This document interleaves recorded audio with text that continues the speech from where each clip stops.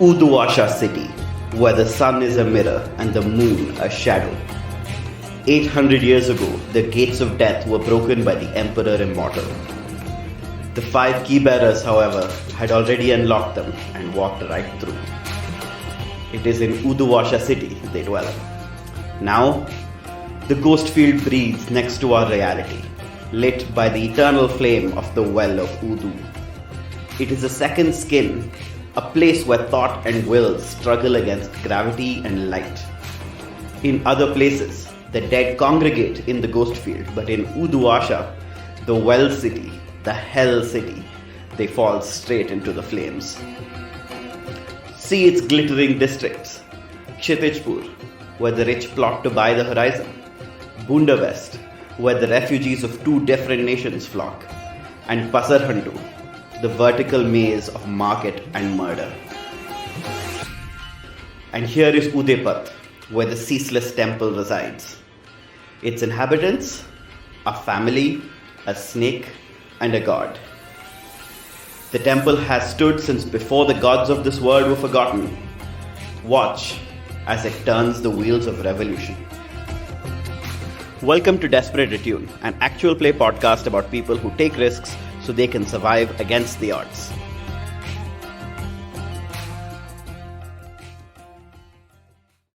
Hello everyone, welcome back to Desperate Attune. I'm Soumithri, or Tree, your GM. And with me are our regular players, Emma. Hi. Klow. Buongiorno. Prince. Howdy doody. Aadiyat, or Soap. Present. What the fuck? I should have expected that. Great, fantastic, incredible. It's the right energy. The right energy. At the end of our last session, we ended, in fact, on a cliffhanger as we saw Freya descend on this escalator along with, and I'm still going to pronounce his name wrong. I'm really sorry, Emma. Bodane? That was good. Oh, good. Okay. So Bodane and Nabila were descending down the escalator to reach where the committee meeting was being held. Freya continued the escalator, descended somehow past the ground, for she had briefly returned to the present time. And Joan was face to face with the vision of her past, with whom she had, somewhat kind of dealt with, but also, had left a fair amount of unfinished business with. In the committee meeting itself, the crew had managed to kind of wrest control away of the meeting from the Begum and from the Sheikh. And I think as matters stand now, you're very close to kind of like cementing that for the moment and being able to decide something, because you've been able to show everyone that you really know what's going on and they really don't. But I think we should start with Joan. I remember quite vividly that there was this moment of you and Bodane's eyes, your gazes kind of meeting and realizing that something has kind of gone quite wrong. And Nabila is actually under the impression that Bodane's a cool guy. He does seem to be going on about her friend Freya being some kind of royal, but, maybe that's just what happens on Vision Quests. And Freya, if I remember correctly, warped through the floor and disappeared. Yes, correct. Freya's no longer here, but I take that back. I think Nabila's actually freaking out because Freya's disappeared through the floor. Very good point. Who among you has invited this birdwatcher into our committee? I think Hardil will say, it is clear to me that none of us are here without your invitation. And it seems like if any of us have done any inviting, it must be those devotees of the eternal flame before us. And Bodane, I think, is just looking at you, Joan, in this way as if to say, turn your back for just a second and I will fucking stab you. And she faces him with an unpleasant grin. It would seem that you are here by divine command. What do you have to say for yourself? Her Royal Highness has bid me here in order to further the cause of the Scotland Revolution. A cause that you have no interest in, do you, traitor? No, very little. Yeah, and I think from behind around the table, there's some sputters of what the fuck? Revolution? I think Farzana's definitely I didn't sign up for anything like that. What is going on? So this is creating other commotion as well. I have no interest in your rabble rousing, nor do I have any connections with it. Nor do these fine, respectable people at this table. So what is your purpose here? My purpose is to ensure that Queen Freya, Her Royal Highness, makes it the throne. My purpose is the independence of Scotland. And if you have renounced that purpose, Joan, then you will pay. But he's not really making any decisions or anything. He's just saying that. Your queen seems to have dropped out of existence. At least this one. She has returned to where she most belongs, while I keep one such as you, traitors, here. And when he says this, from next to him, Nabila says, "What? What do you mean he returned? Where is she gone? What's going on? Look, none of this. What is going on? Ma?" And what? Anyone please explain this, because this is fucked up. I think Vickers will interrupt at this point and step forward towards Badan and say, "Well, then there is no reason you should interrupt the proceedings. Please have a seat." I'm going to pull out the chair for him so that he can sit down and have this conversation like a civilized person. This is a committee meeting. There are rules, damn it. Okay, so I will say that this is a role. And I think the risk here is that you risk, this is divine revelation, you risk him becoming a full-blown part of the committee, whatever that means. Good. In fact, sorry, let me take that back. I think that's desperate. I think adding a ghost to your committee is really bad. So yeah, you're in a desperate position. Okay, but you can fair. do this. Is the action command, you think? Yeah.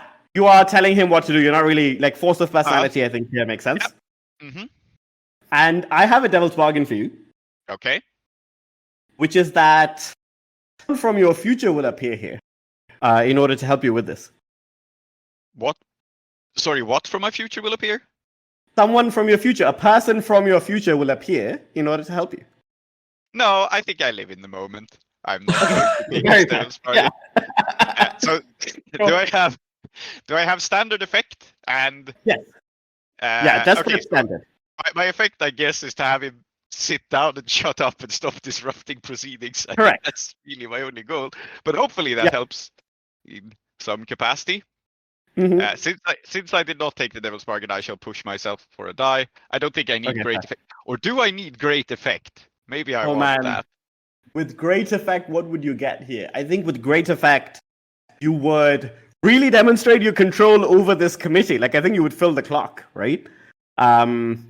Because what could be more obviously authoritative than just being I get to decide who sits down at this table. So yeah. You know what? I think it would be very funny if I filled the clock this way. Is everyone okay with this?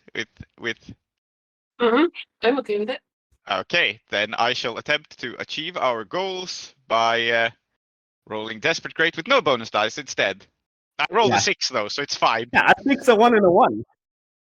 I think that so Boden is so incredibly confused by what is currently happening. Like his righteousness, which Joan was responding to exactly the way he'd imagined, has now been completely undercut by Vickers being like, "Would you like a seat?"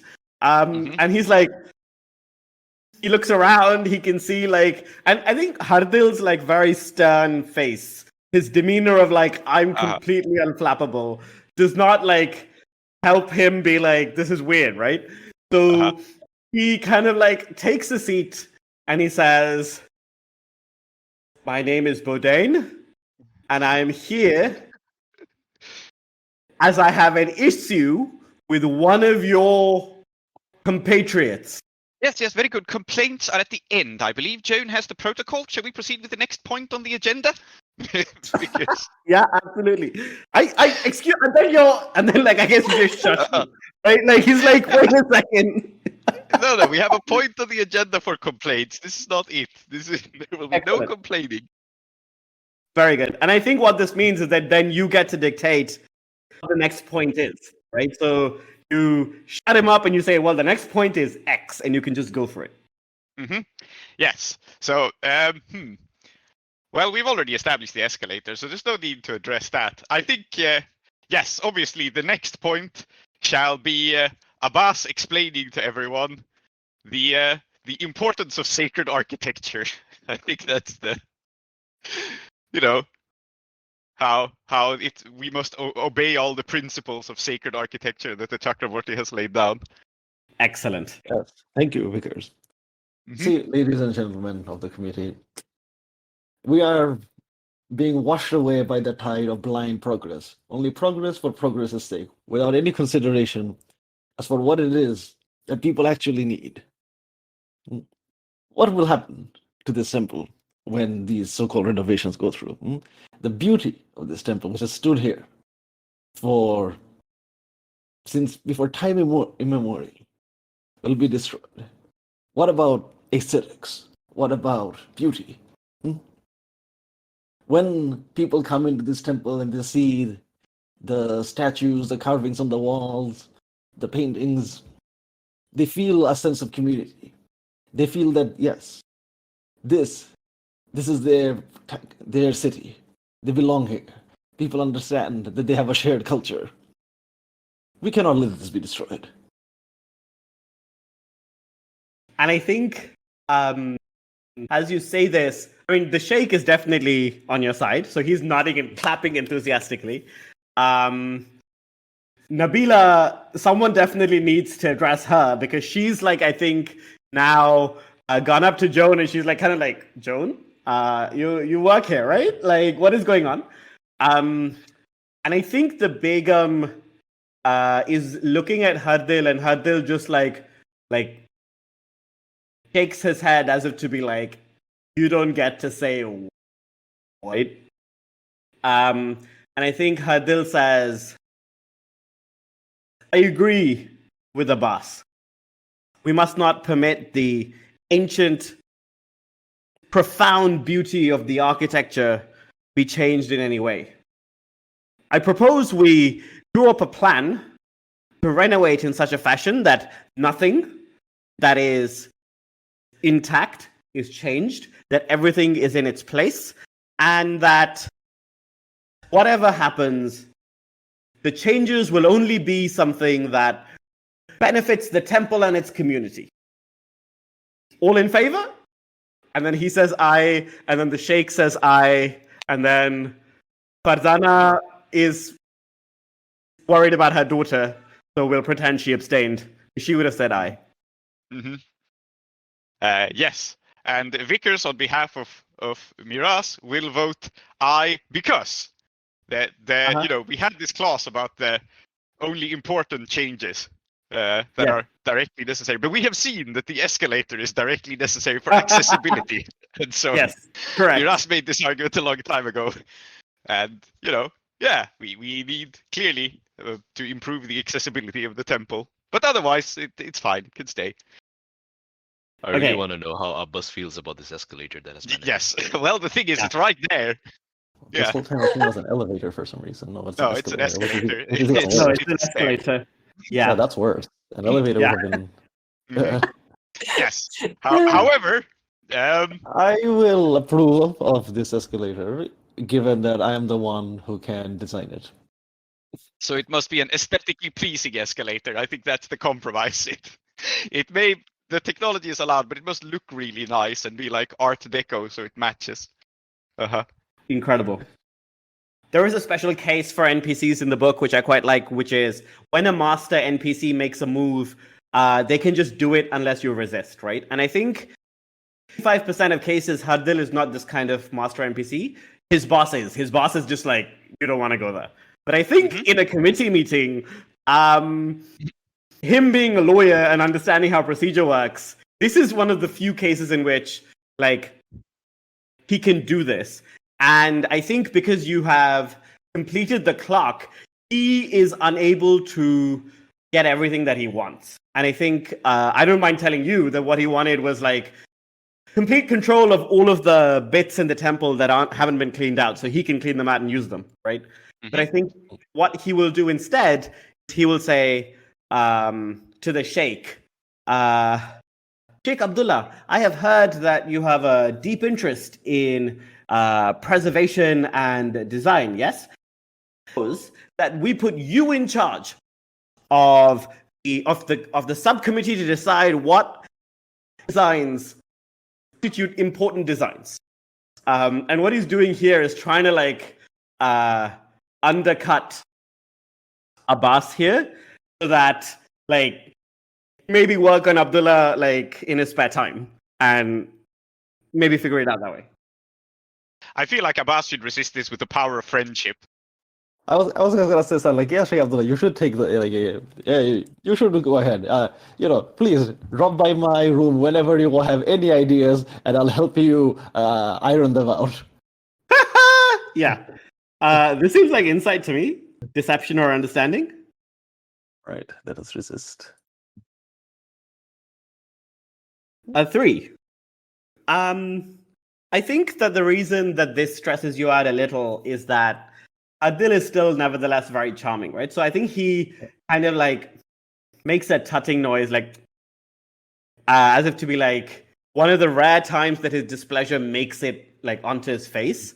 He's like, fine, I tried it, didn't work. There's always tomorrow, right?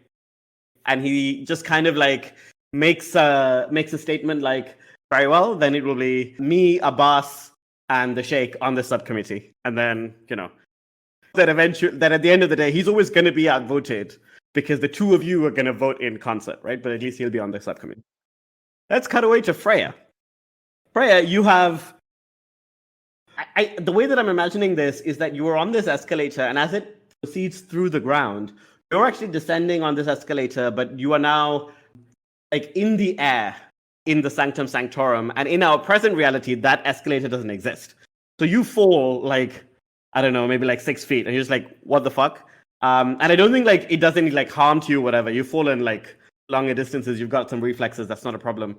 But it's just like, what happens when you're standing on something that isn't there? You will succumb to gravity.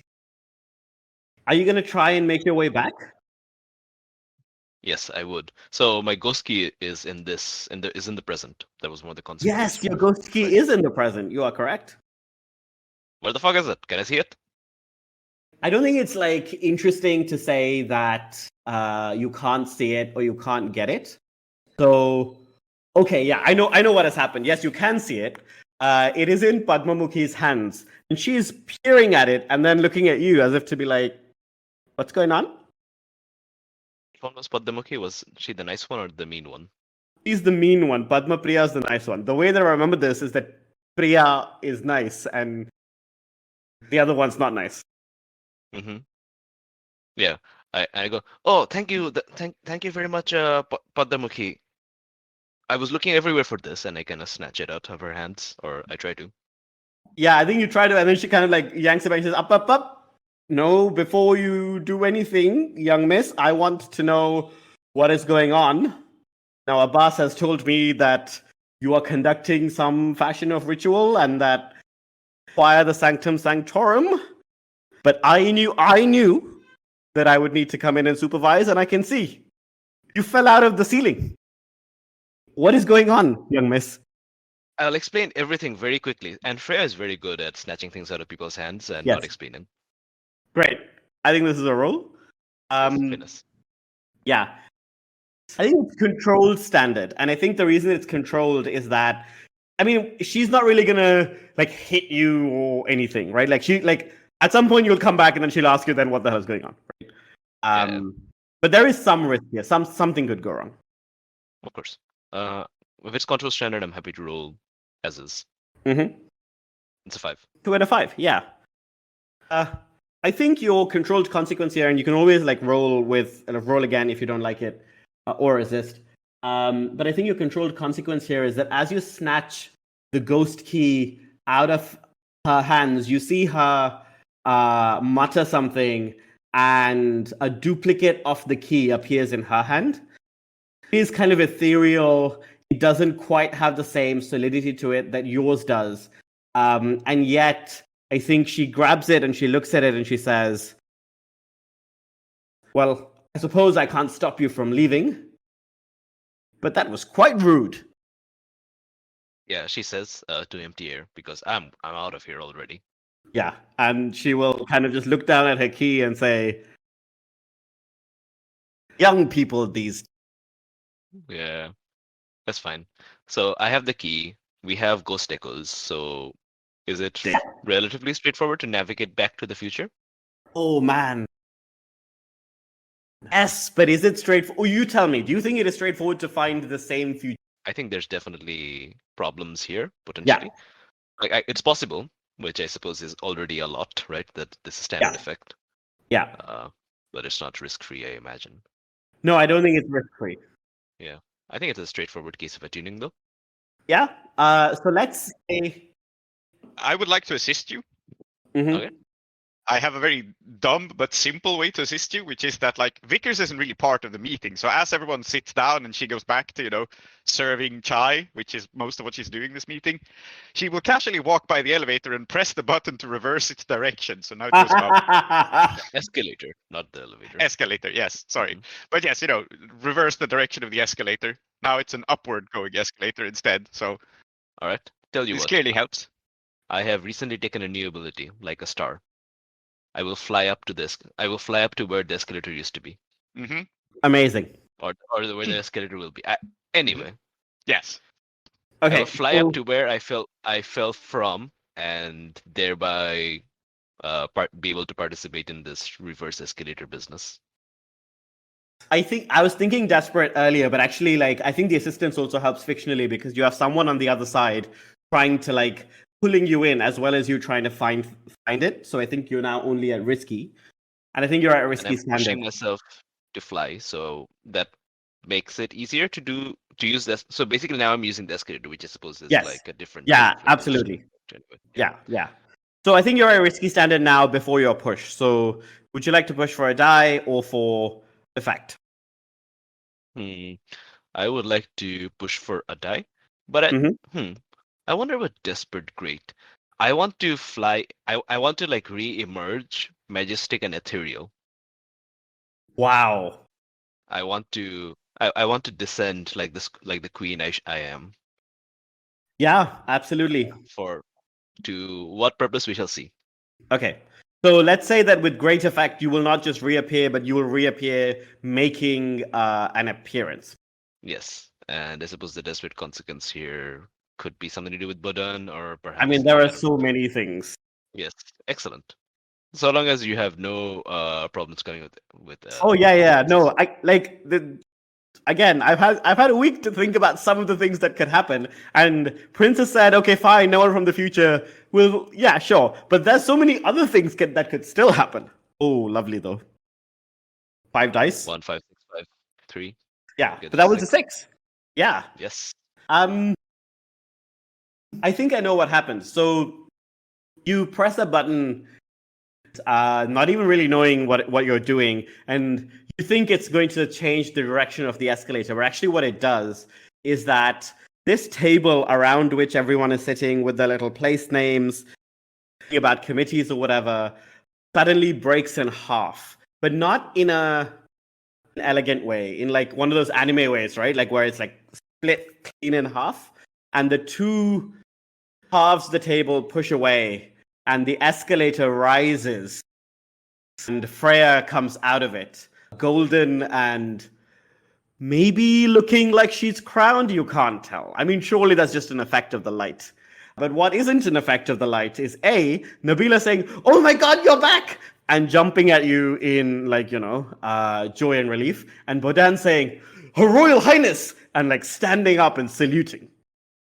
I return and I hug Nabila and I look at Bodan and I give him a nod and I turn to the others and, let's manifest this crown. Why not? I have ghost image. Uh-huh. I am now wearing a magnificent crown. And in fact, like I'm wearing like raiments.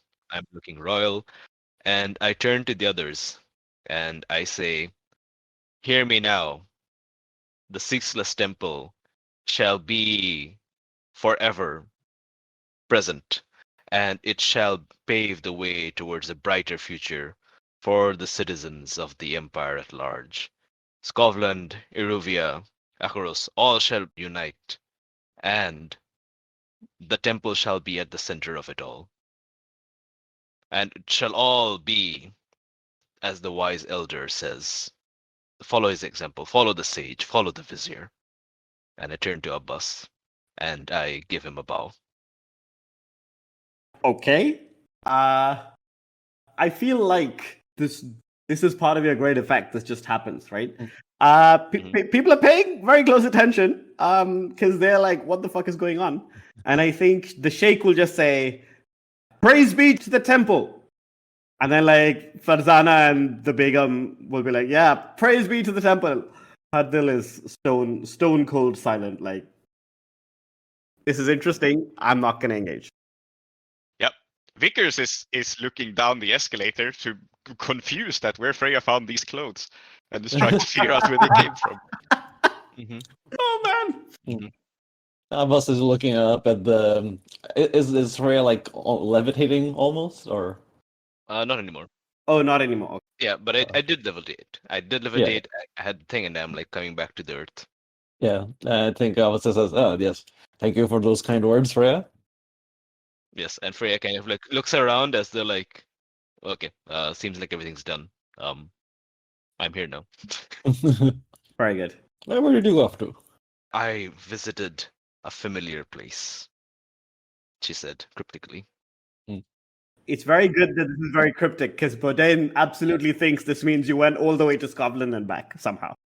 He's such a nice subject. Can I have him? He believes in you fully and truly, and he's also plotting Joan's murder even as we speak. But you can absolutely add him as a contact. Yeah, I was about to ask, how does Joan react to all this? Joan is kind of like has been kind of in a moment with Nabila, who has been like looking past her as she was asking about, wait, what is this? To see Abbas, and multiple times saying like, no, shh, the questions are also at the end. And at that point, the point where Nabila jumps away and Freya appears regally, Joan goes back to glowering at Baudin. I think that the Begum now, having been silent in her opinion for far too long, and I want to make clear here that there's a lot of chatter happening. We're just not always seeing it on screen. So for her, far too long is about 4 minutes. We'll say, surely the escalator is not the only change we are discussing. I will bring a point-by-point agenda to our next meeting so that we might fully discuss the complete rehabilitation and transformation of this glorious temple. And then, like, she kind of looks around and says, as you can see, in the future, nothing is recognizable. That is what we must enact, and that is what I shall enact. And then she kind of like, those, there's a meme of like Socrates with his like finger in the air. That's what he's kind of doing, like declaiming. But she has lost the vote, right? Yes. So she can't. So which is why she's like threatening in the future. She can't do anything about it now. I think I turn to Abbas and quietly whisper, Abbas uncle, who is this person? Is this someone who who we like? No, Freya. This is a person trying to destroy everything we have built. Do you want me to do something about that? Just okay. So out of here, I was gonna try to do something, which is like we're in the coast field. Like, can we project some kind of vision of like that's what I wanted to do is like show everyone like, oh, this is what's gonna happen if she gets her way. Oh, so Freya can do this because she's got ghost image.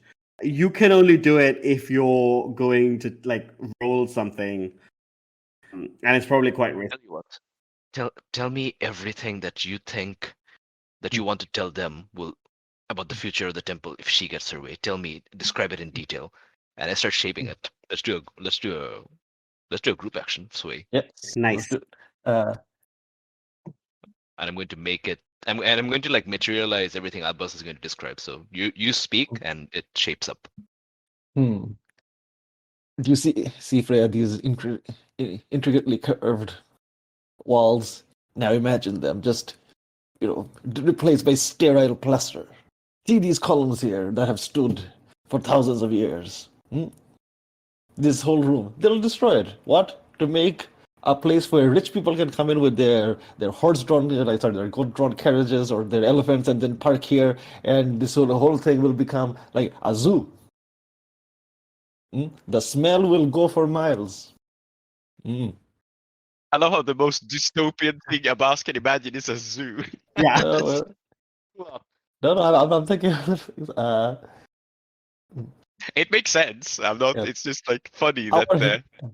Our Halo Temple, these sacred grounds that is used to serve people, will become only another tool for her enrichment. She will put over here her own shops, her own houses. She'll turn this thing into a hotel if she can. She will try to charge the people who live here, who come to us for help, just for a place to live. No, I just want to point out here that like Abbas has also established that elephants exist in this world. So, I'm just saying they could turn up at any moment. The elephants could be anywhere. Hey, they live in the Deathlands. That seems like a very bad place for elephants to be, I'm not gonna lie. Devil's bargain, elephant in the room. Yeah. Okay.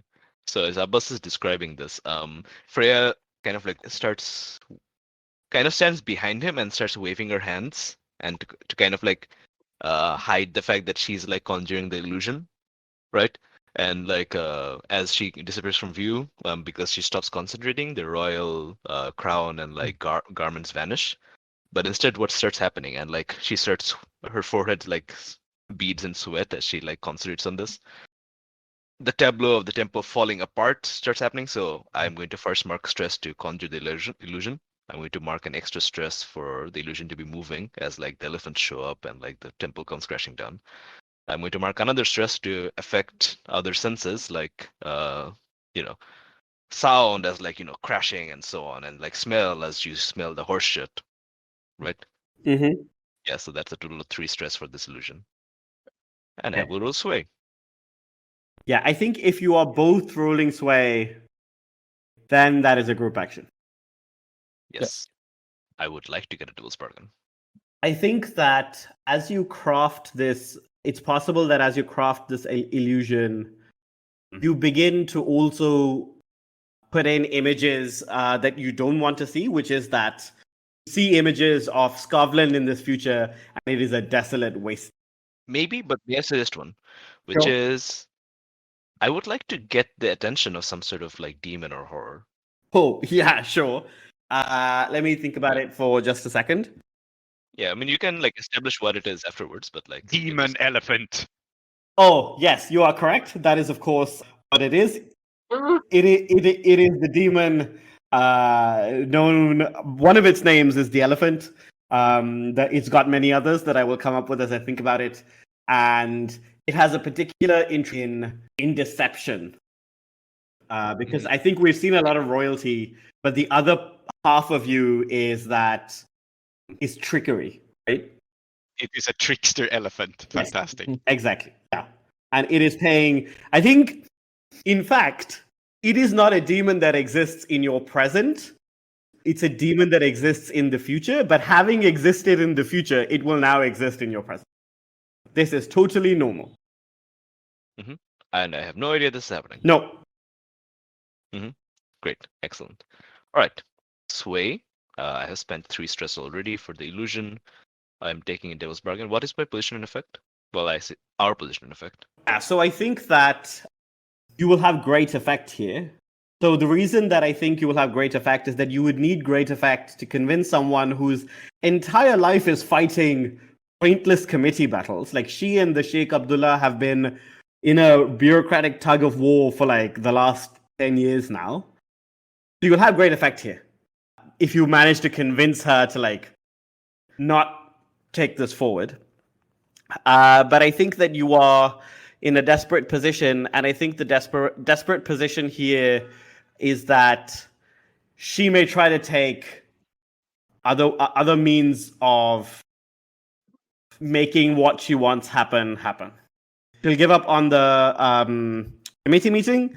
She might end up like resorting to something more serious. I don't mind it being war, literally, with her organization. Entirely possible. Yeah, what are these paper pushers gonna do?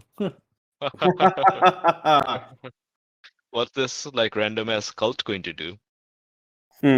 Yes. Okay. Desperate, great, with the bonus dice. Excellent. I will roll. A 4 and a 5. All right. 3, you were saying? Yeah, no, I was just saying that I think that what happens here is, so these illusions are like extremely convincing, right? And I feel like everyone around this table, and like Farzana is not someone who really is paying much attention to a lot of this, but like she's definitely paying attention to it. And she, I think you can see on her face the horror that Abbas is trying to inspire in her. And she's totally convinced. I think that horror is mirrored in a weird way on the Begum's face, but the Begum's horror is not, oh my god, this is terrible, but it is, oh my god, I can't get anything done on this committee. I will have to resort to something else. And I think that what the Begum will resort to will be some kind of violence. So just a little favor here. As the Begum sees this vision that horrifies everyone else, she's like, it's more beautiful than I ever imagined. I must make it happen. Smell it. So she will be committed to making exactly this horrible thing happen. Excellent. Obsessed with it. Yes, absolutely.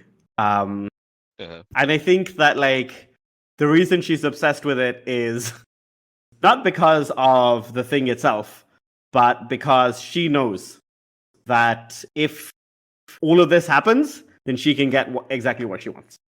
I want to suggest that this success, though, kind of concludes the score. Yeah, I think that makes I think sense. so. I mean, we haven't dealt with Badan, but we have sort of dealt with Badan in that he's going to follow Freya around and/or scheme to murder Joan. But that just means we have a murderous ghost roommate. That's fine. We'll deal with that later. Yeah. Things we have accomplished from this role, we have Badan as, our new friend. We have an elephant demon interested in Freya. Begum Bushindar has lost her mind and is now obsessed with making this horrible this horrible parking lot happen, Right. which he will do at any cost. Excellent. Totally normal and fine, guys. I call that a good score. And we have acquired. I think that we have successfully begun the renovation project. I think that we should earn a sanctuary. It just kind of makes sense. Yeah. Command +1 dice to command and sway on site. Yeah, I think that makes perfect sense. Yeah. And it does mean that every time you try and do this, you will have to, make them come into your weird ghost reality. So perfect. Or maybe it just means that, we can just do this every time. It's easier, or we have the effect. Oh, okay, yeah. Let's say that Freya, you have now found that you have a knack for finding this future again. For some reason, when you look for it, it's right there. And that reason is the elephant demon. But also, isn't it great that you can find it whenever you like? Yes. So yeah, I There's no think. problems here. Everything's going amazing. Yep. That's the score then, right? That's the score. Amazing. I think I want to end on this shot of Nabila kind of like holding Freya's hand and like just like lecturing her and being like, "Don't you ever do that again? Can't believe you would scare me like that." I'm gonna do it so many times. Indeed.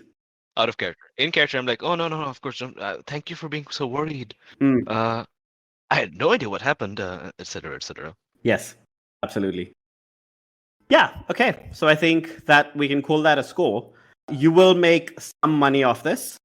I think, let's say, you'll make 4 coin, partially because Hardil is happy to put money into you, but I do think you will have to pay it back. And what is happening here is that he's laundering his cash through you. So he's like making some bills and then being like, oh yeah, the temple is employing me or whatever, and then like he'll get the cash back. But you will also get +2 coin. That's not what pro bono means, Hardil. No, it's not. It's really not. I want to be clear here. That is the opposite of pro bono. So how much coin do we actually get? So you get. So you lose what? Your tier +1. So that's you lose 2 coins. Yeah, so we lose 2, Yes. and then we gain 2 for occult operations. Yes. Correct. But mind you, this is optional. Like we can choose not to pay our word. Also true. Yeah, but I think in this situation, it makes perfect sense that it works like this because our occult score comes from our supplying occult materials to Begum Bashundara, and I think it makes total sense that like she gives us this money and then Hardil takes it. It just is very logical. Yeah, that's very funny. Actually, you're right. Fair enough. But on that note, Boshundara contract claim +2 coin for occult operations. This was an occult operation. Yes, no, that's what I think we're saying. That like you get the +2 contract, and that's exactly the 2 that will get taken away by Hudbill. I'm just gonna note, in fact, that Hudbill is laundering money through the temple. This is definitely not going to be a problem. To be fair, he's very professional. Like he's very unlikely to get caught. Mm-hmm. I mean, it's fine. If he's going to work for us pro bono, then we can let him launder a little money. A little money. Only 2 coin, guys. Yeah, so 2 coin, a weekly income for a small business. Not very much at all. 2 weeks' wages. Fun fact. Okay, great. I'm going to roll your wanted level. Wow, you're at 2 wanted level. That's not good. No, that is actually quite bad. Roll the 6. Entanglement, a show of force. Oh, this is really bad for you, actually. Faction with whom... well, you get what you want. A faction with whom you have a negative status makes a play against your holdings. Give them 1 claim or go to war. I think it's pretty clear what's going to happen here, which is that the Begum's going to make a play for your +2 coin claim. Like, she will notice that that's there, and she's like, I'm going to take it off you. I would literally die before I give it to Yeah, her. so like either you know, give it to her or you go to war. Guys, what are we thinking? I'm not giving her anything. Exactly. War opens. So I guess we are going to war with Begum Bashundara. Yay. It just made too much sense once I saw that. So I guess she's no longer in the committee, kind of, probably. What? You think she can't be in a committee with someone whose guts she absolutely wants to, Fair. like, you know? He's married to someone like that. She can be in a committee with us. Too. Yeah. Excellent. So Okay, we'll see what this yeah, means. we'll see what that means. Begum Boshundara will be destroyed. So, after the score, during the payoff, we determined that Begum Bashundara is now going to do everything she can to get her new vision of the temple, which is a zoo/parking lot, to happen, up to and including going to war with us. So, we're now at war with Begum Bashundara. I have realized exactly how you're going to be at war, which is you are going to be drowning in paperwork. No time to do anything. Oh, that kind of Yep. war. Yep. No, it's a boring war. No, yeah, it is She's not a- trying to outwar us. In fact, let's just I think we see the scene where, unlike many of the things that arrive at your temple, this is not delivered to you by some kind of ragged urchin or a ne'er-do-well. This is given to you by. So another thing that I was thinking about this week, because I'm like this, is that I was thinking that the bureaucracy would probably have its own I wouldn't call it a police organization, but some kind of organized militia. And really all that it's for is protecting the interests of the bureaucracy. But one of the things that they do also is deliver this kind of notice. There's mercenaries in Uduasha we've established. There's no centralized police Right. force, but there's plenty of guns for Yeah. hire. It would make sense for the bureaucracy to Yeah. hire them. So I think that I think this is a standing contract with one group that the bureaucracy is kind of written. Yeah, for sure. And so I think this large burly woman delivers something to you, or delivers something to whoever is at the temple, takes your signature on 4 different pieces of paper, and then looks around at the temple, kind of sneers, and then walks away, having the We just got served. yeah, and the letter is very comprehensive, and you can see. So there's 3 copies of this letter, which is the least number of copies that you can get away with. Which is say there's 1 for you, 1 for the Begum, and 1 for the bureaucracy library. And it's a letter that basically says that noticed this discrepancy in the contract that she has with Earl Ashcroft, and having noticed this, she believes that you are embezzling funds from her, and she has begun the process to apply to begin a case against you in the lower courts. And what that means is that you're going to be stuck while you're stuck in the justice system. You can't really your assets are frozen. Whatever you do is going to potentially come under scrutiny, and you'll have to grease the wheels to be able to do stuff. And for the listeners, the reason that this is important is that when the crew is at war with someone, instead of getting 2 free downtime actions during downtime, they only get 1.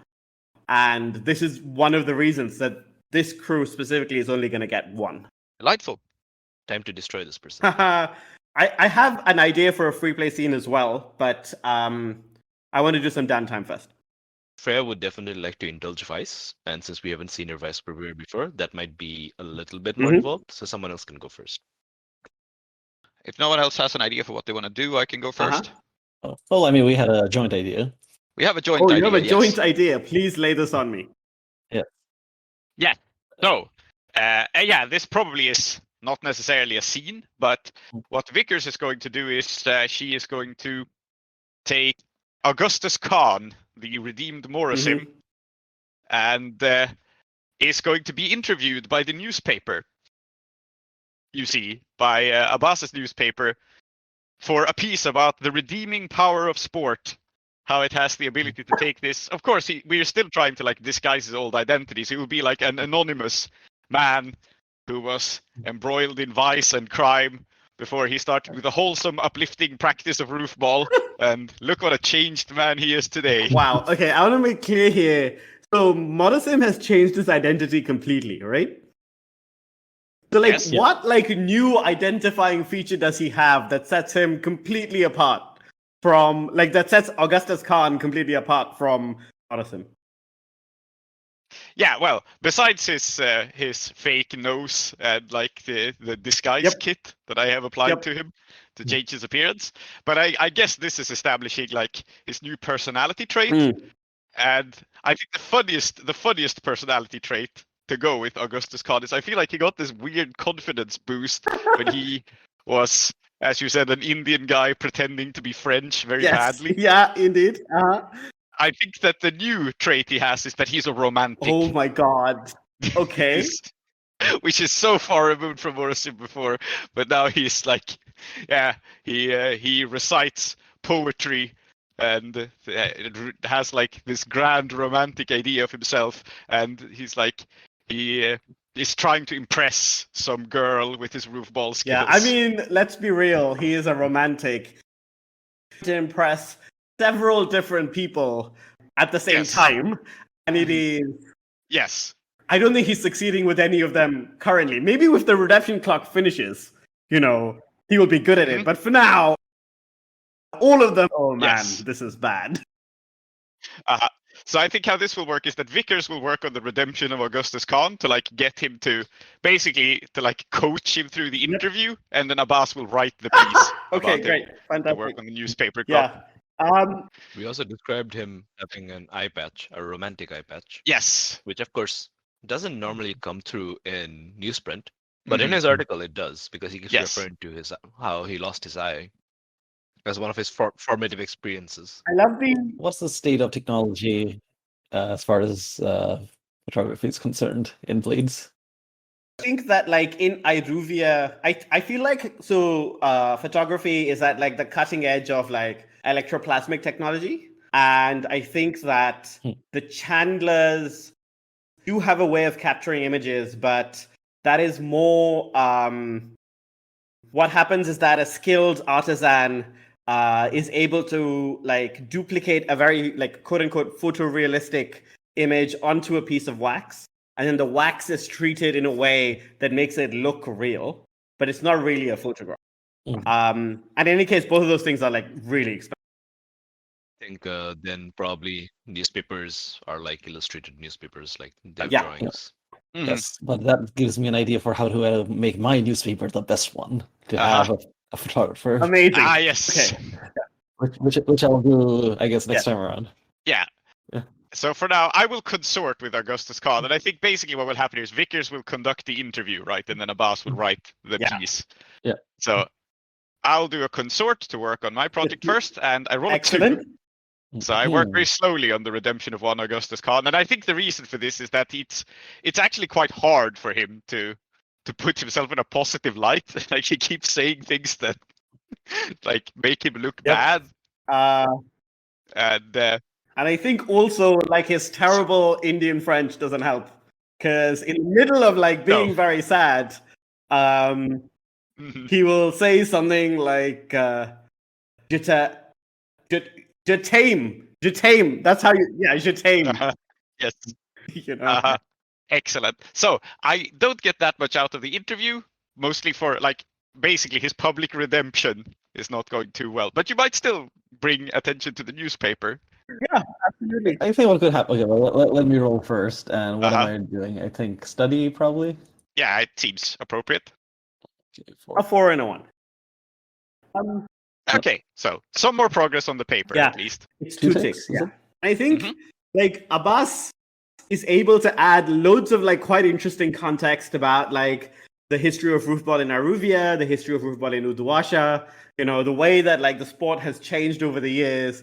It makes this interview more interesting than it might be otherwise, right?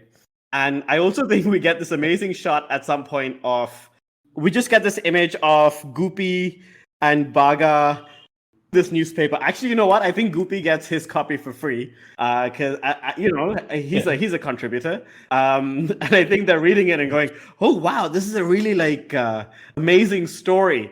And then one of them look at the other and say, "Doesn't this sound a bit like something Morrison would say?" And the other one's like, "Nah, no way, man, no way." And they just move on, right?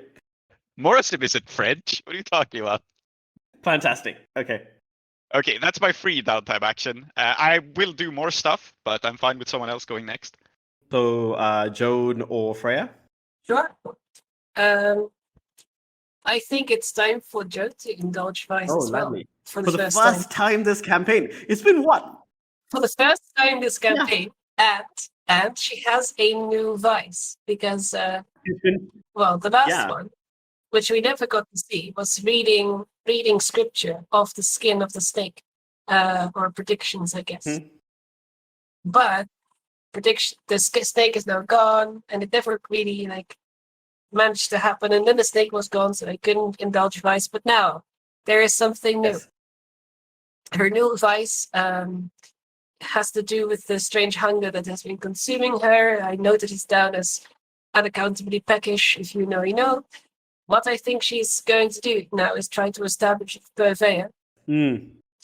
And we discussed at some point that that purveyor might be, and I'm looking up the title, the House of the Hungry. Yes, we did say that. So why don't you tell us a little bit about the House of the Hungry, or as it is otherwise known, the Hungering one, yes. The House of the Hungry is in Golimpit, for which Joan has been in before, because that's where the Chandlers live, work. Mm-hmm. Low down in the in Udwasha, the light not quite so bright down here, and strange shadows are cast by all of the things that happen above you. Yet, I think the falling star is so hot that the closer you get to it, noticeably warm you get. So weirdly, the further away you get from the light, the hotter you feel. But maybe that's just because the Chandlers work here and they work a lot with flame, right? Like, so yeah. How did you hear about the House of the Hungry? Is that something that, like, because the Daddy Danda told you his method of changing, but that wasn't what you're doing now. No. It's possible that during our time going into Golabith, for the time when we met the Chandlers, right? The time when we met that specific Chandler who was very angry at us. We were at that point trying to get to know what others outside the temple might need from the temple. Mm-hmm. And I think then, in like a moment that we didn't see, that Joan heard about this other temple to another god that was here, and that was serving many of the people of this area that had trouble with food. Specifically, usually the lack of it. Yeah. And I think that, like, as you make your way towards it, you see, I think there is a constant hustle and bustle, and they have actually cleared out quite a large, like, kind of wide public area, put down tables and chairs, and you see kind of rows of people eat. And as soon as someone's done, they get up and leave, you know, go wash their hands, wash them out, whatever, and they're immediately replaced by somebody else. What do you think? Actually, let me not ask you, Emma. Let's ask. What do you think the priests of the of this temple? What do they look like? I had an idea that spontaneously came Yes. into Go on. my head. I think that the priests, they're all shirtless, and the only thing they wear on their upper body is heavy rows of necklaces of teeth. Nice. Very good. Incredible. And I think you can hear the teeth kind of rattle, right? So, like, the hustle and bustle is also kind of like under, what is the word? Undermined, but there is an undertone of like this clinking of teeth as the priests move up and down, and they are the ones doing the feeding. And I'm taking a lot of the inspiration for this from the way that, like, in a certain kind of Indian wedding, South Indian wedding specifically, when you have lunch, they will feed you on a banana leaf, and you're in like these very long benches. Sit down, and then someone just like has got a bucket, for example, of beans. The person just gets like some beans on their leaf, and then this person will just go all the way down the line. And that's kind of what's happening here. And I think, Joan, you can see that if you want to join the line, it's going to be a while. Or you can go inside the temple, see if you want to talk to a priest, maybe arrange something. I don't have any use for more food. I need to know about hunger. Indeed. So if you want to know about hunger, the main temple itself, of course, is also full. But you can meet a priest, no problem.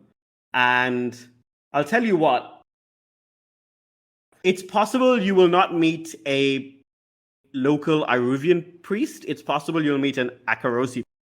There is one in there. Yes. I'm going to flip a coin just to see. So 1 is Iruvian and 2 is accuracy. 2. You're going to meet the accuracy NPC that is in the notes. Madison Frake. She is a priestess of the empty vessel, which is what people in Akros call the hungering one. And in fact, she will come up to you as you kind of wander in and say, and she will say, you have the look of someone about you. Perhaps I can help? What is it that you seek? One thing I will say about this person is that they are not dressed like a traditional priest of the Hungering One at all. Interesting. They're dressed in casual accuracy Right. clothes. And I didn't think I recognized her as one at first. Yeah. So what do you do when a rando stranger turns up and asks you the question? The look of someone about me. And I am someone. Joan, actually. And then she like awkwardly sticks out her hand. Madison like grabs your hand and then like turns it over and peers at your fingers and says, interesting. Calluses and a hint of electroplasm? My. You've lived an interesting life. What have you done to bring you into the temple of the empty vessel? Think of eating something that didn't sit well with me. And you are sure that this is not merely some indigestion caused by street meat? When I eat, the hunger doesn't go away. And I think when you say this, like her eyes go kind of wide, and she says, "True disciple.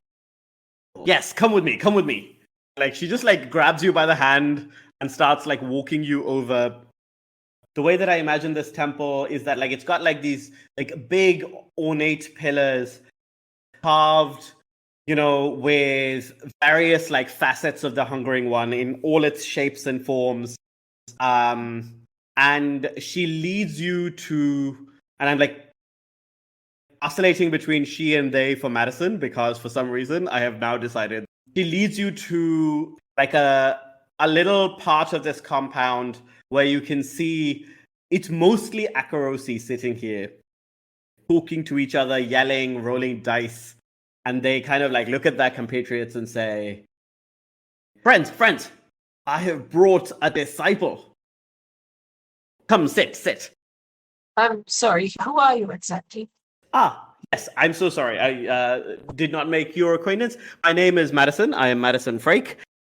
I'm a priest of the empty vessel, sent here straight from the Imperial Heartland in order to speak with our brethren. Again, I'm Joan. Pleased to meet all of you. And like everyone else, like kind of says, "Hello, Joan."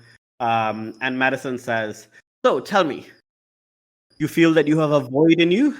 She like kind of she can't find her words at being interrupted.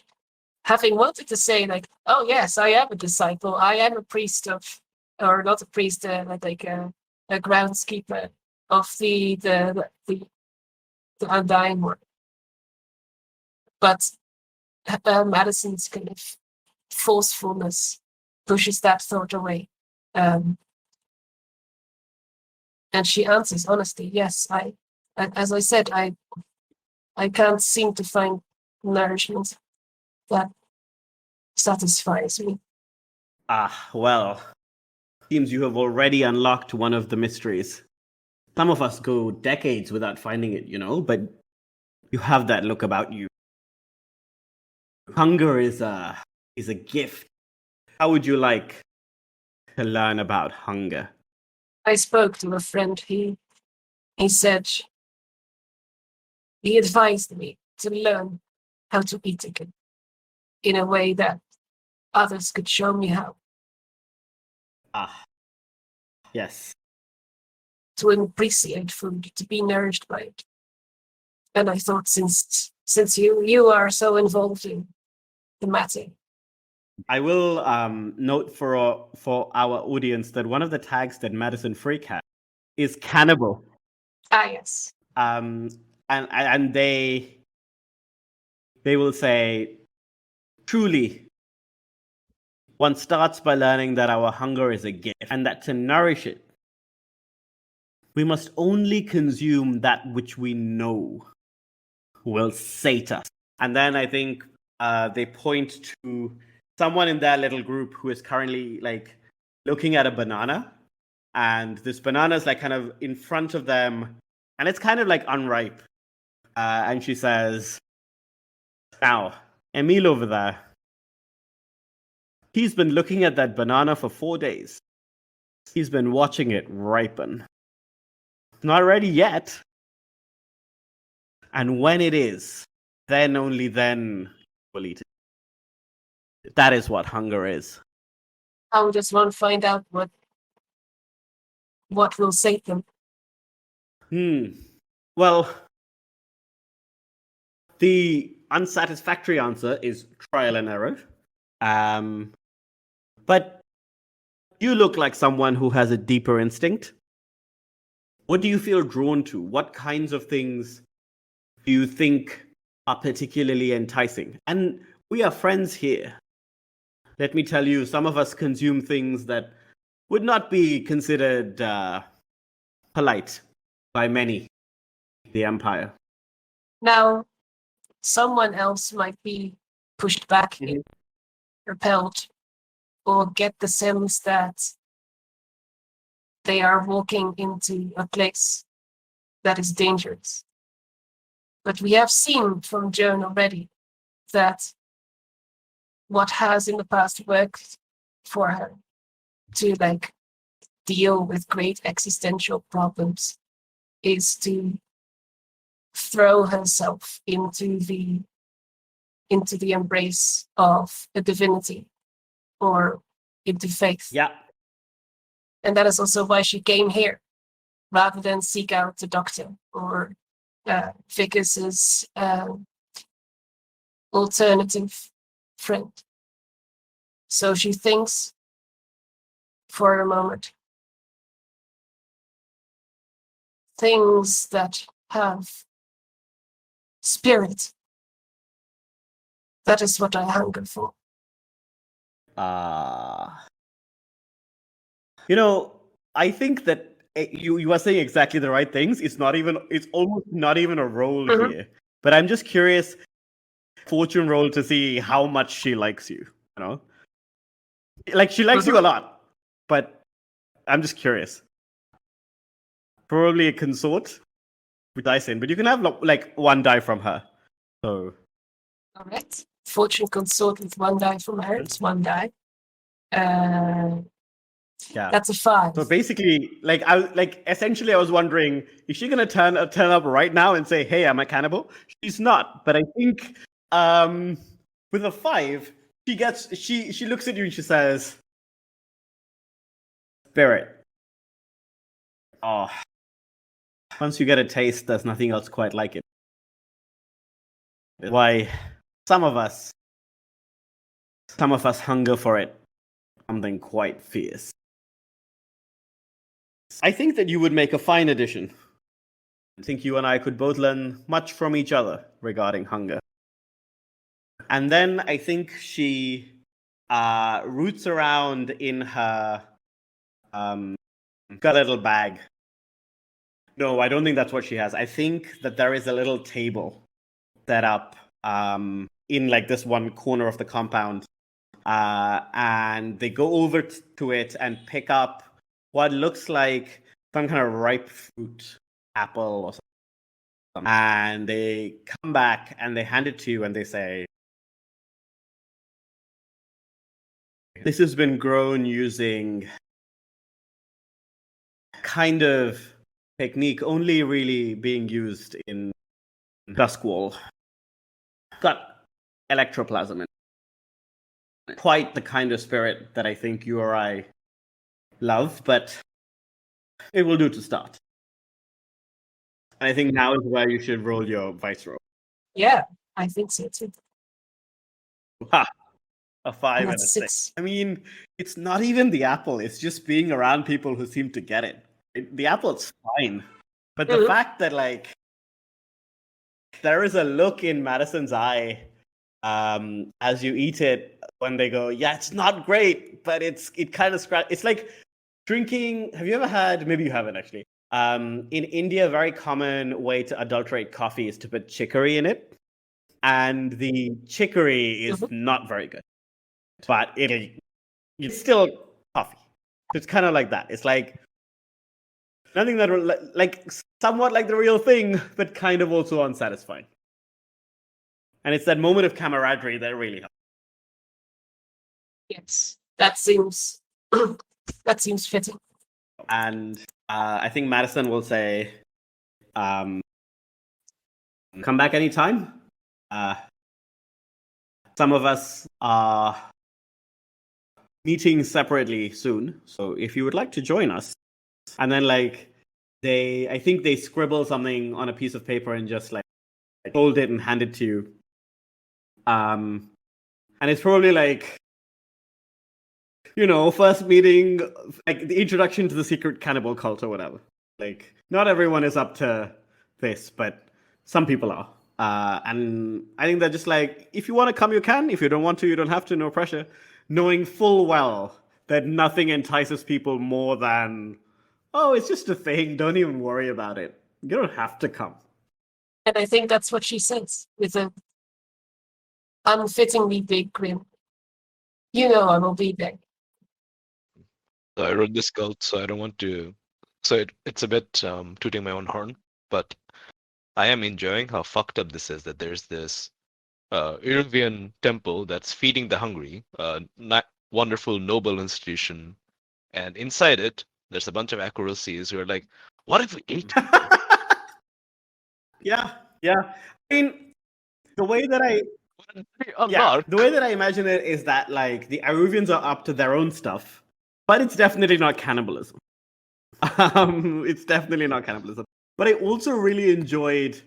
So I oh man, maybe even 10 years ago now, I went on a hunger strike for something, and I was drawing on a lot of that for this, where the present feeling of hunger everywhere, and then pushing it away.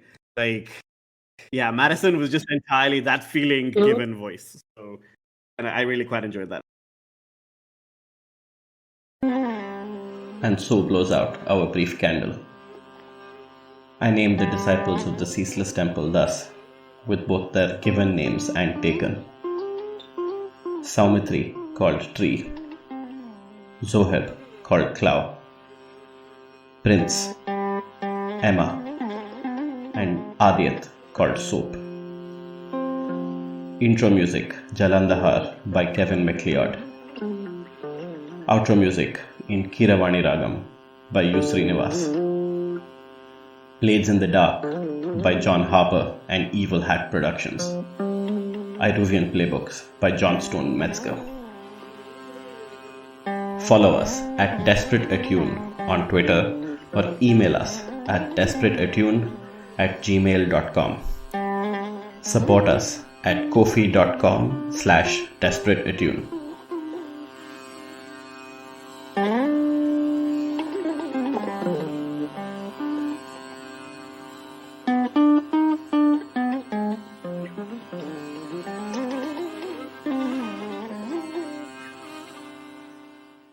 On the next episode of Desperate Attune, every member must earn their wings.